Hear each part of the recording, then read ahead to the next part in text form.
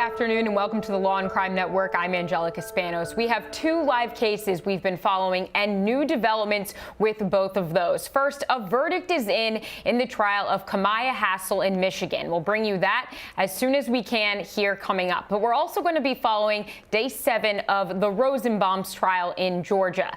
Before we get to all of that, we have new details out in Jeffrey Epstein's bail hearing from this morning. A federal judge decided if the financier will be granted bail in this high-profile sex trafficking case. Judge Richard Berman announced his decision this morning at 11:30. Our very own chief investigative correspondent Brian Ross is here with us. Brian, as I said, we know that the judge denied bail. That's right. He agreed with prosecutors that Jeffrey Epstein could be a flight risk. The prosecutors had said he had limitless resources. Now, Epstein's lawyers had agreed to hire private security guards, have him wear a GPS ankle bracelet so he could stay inside his $77 million mansion here in New York. He also agreed to post the mansion as collateral for a bond, but the judge said that would not be enough.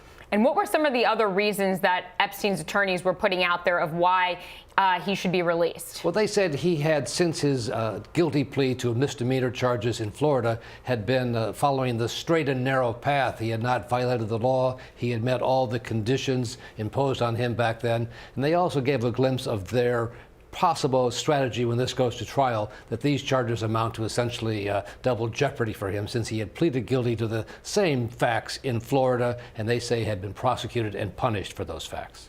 And a big talker out of this has been this passport. They had found an expired passport in a safe in his house, and it has his picture on it, a different name, I believe, and it was used in the 80s. It was used in the 80s to enter countries in Europe and Saudi Arabia, and his lawyer said he had that for the reasons of personal protection. He essentially wanted to hide the fact that he was Jewish in case terrorists somehow kidnapped him in the Middle East, where he was doing lots of business. He says he would turn over that passport as proof that he wasn't Jeffrey Epstein, he was somebody who was not Jewish.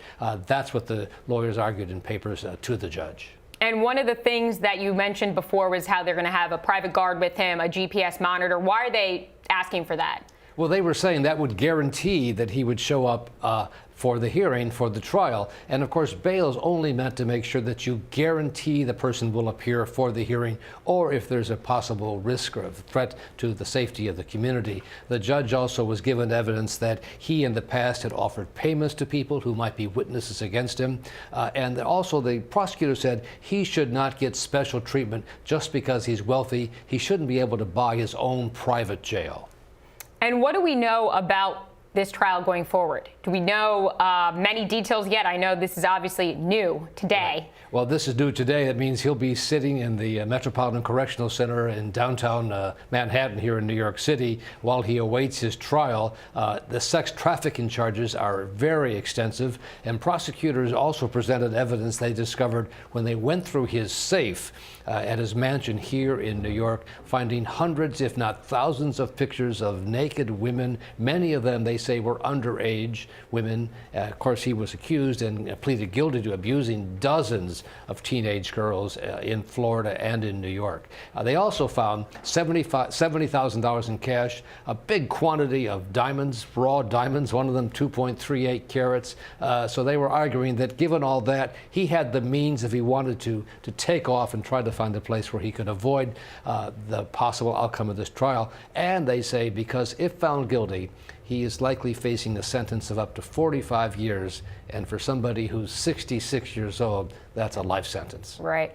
All right. A lot of interesting stuff with this case we will be following here. For plenty more on the Epstein case, watch Brian Ross Investigates. That's happening tonight here on Law and Crime at 5:30. Brian, thanks for being here today. Good to be here.